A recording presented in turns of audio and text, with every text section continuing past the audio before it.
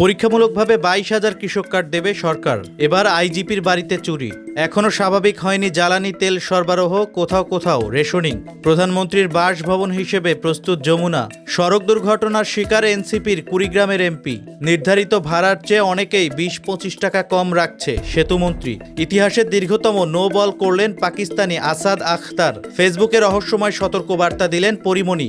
পরীক্ষামূলকভাবে 22,000 কৃষক কার্ড দেবে সরকার। পহেলা বৈশাখ টাঙ্গাইল সদর উপজেলা থেকে এই প্রকল্পের উদ্বোধন করবেন প্রধানমন্ত্রী। এই কার্ডের মাধ্যমে কৃষকরা সরাসরি সরকারি ভর্তুকি, সার ও বীজ সহ বিভিন্ন কৃষি উপকরণ সুবিধা পাবেন। সচিবালয়ে তারেক রহমানের সভাপতিত্বে বৈঠকে এই সিদ্ধান্ত নেওয়া হয়েছে। দেশের 11 উপজেলায় একযোগে এ কার্ড বিতরণ করা হবে বলে জানান প্রধানমন্ত্রীর অতিরিক্ত প্রেস সচিব আতিকুর রহমান রুমন। ভবিষ্যতে 2 কোটির বেশি কৃষককে এই ডিজিটাল সেবার আওতায় আনতে চায় সরকার। সিসিটিভি ফাঁকি দিয়ে পুলিশের মহাপরিদর্শক আলী হোসেন ফকিরের বাগেরহাটের পৈতৃক বাড়িতে দুধর্ষ চুরির ঘটনা ঘটেছে।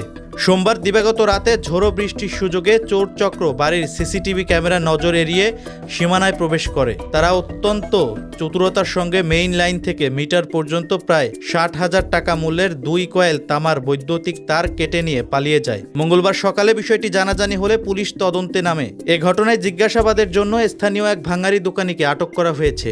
স্থানীয় পুলিশ সুপার জানান, অপরাধীদের দ্রুত আইনের আওতায় আনতে একাধিক টিম কাজ করছে। রাজধানীর ফিলিং স্টেশনগুলোতে এখনও স্বাভাবিক হয়নি জ্বালানি তেলের সরবরাহ। কোথাও চলছে এখনও রেশনিং, আবার কোথাও মিলছে চাহিদা মতোই। ছুটির দিনেও আসাদ গেট, বিজয় সরণি, রাজারবাগ সহ বিভিন্ন এলাকায় গ্রাহকদের দীর্ঘ সারিতে অপেক্ষা করতে দেখা গেছে। রাজারবাগ পাম্পে এখনও মোটরসাইকেলে 200 টাকার বেশি তেল মিলছে না। আসাদ গেটের সোনার বাংলা ও তালুকদার ফিলিং স্টেশনে দীর্ঘক্ষণ লাইনে দাঁড়িয়েও তেল না পেয়ে ফিরে গেছেন অনেক চালক। পাম্পটির ক্যাশিয়ার জানান, স্টক শেষ হওয়ায় বিক্রি বন্ধ। তবে 30 মিনিট অপেক্ষা করে গ্রাহকরা চাহিদা মতো তেল পাচ্ছেন। মতিঝিলের করিম অ্যান্ড সন্স ও পরিবাগের মেঘনা মডেল পাম্পে ট্যাঙ্ক ভর্তি করার আশায় দীর্ঘক্ষণ লাইনে দাঁড়িয়ে আছেন অনেক চালক। নতুন প্রধানমন্ত্রী তারেক রহমানের বাসভবন হিসেবে প্রস্তুত যমুনা। গত 28 ফেব্রুয়ারি সাবেক প্রধান উপদেষ্টা ডক্টর মোহাম্মদ ইউনূস ভবনটি ছেড়েছেন। তারপর এর সম্পন্ন হয় সংস্কার কাজ। প্রধানমন্ত্রীর নির্দেশনা মেনে অপচয় রোধে কোনো বাড়তি খরচ করা হয়নি।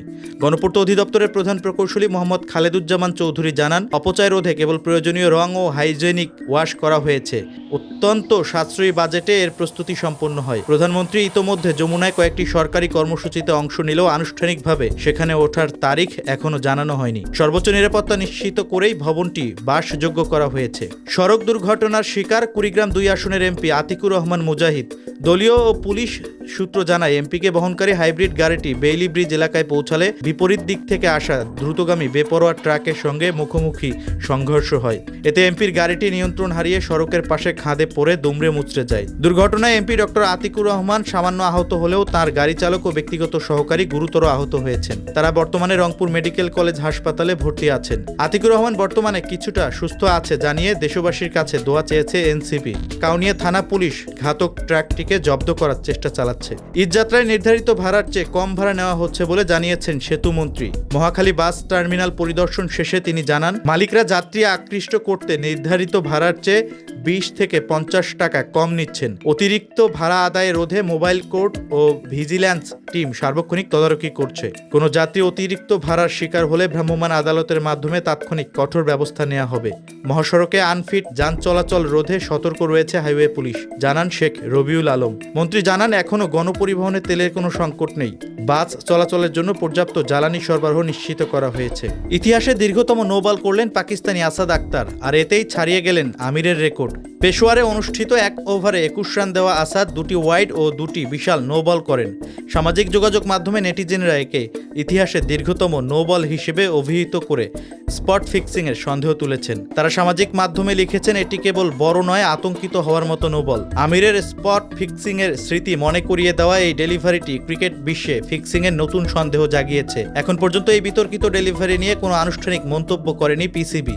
ফেসবুকে রহস্যময় সতর্কবার্তা দিলেন পরিমণি। যাকে উদ্দেশ্য করে পোস্টটি দিয়েছেন তিনি এই পোস্টটি দেখবেন বলেও আশা করেছেন। এক শক্ত মা ও তার 3 মাস বয়সী শিশুর নিরাপত্তা নিয়ে ওই উদ্বেগজনক বার্তা দিয়েছেন। শিশুটির বাবা জেলে থাকায় এবং মা আসক্ত হওয়ায় ওই মায়ের দ্রুত পুনর্বাসন প্রয়োজন বলে দাবি করেছেন এই অভিনেত্রী।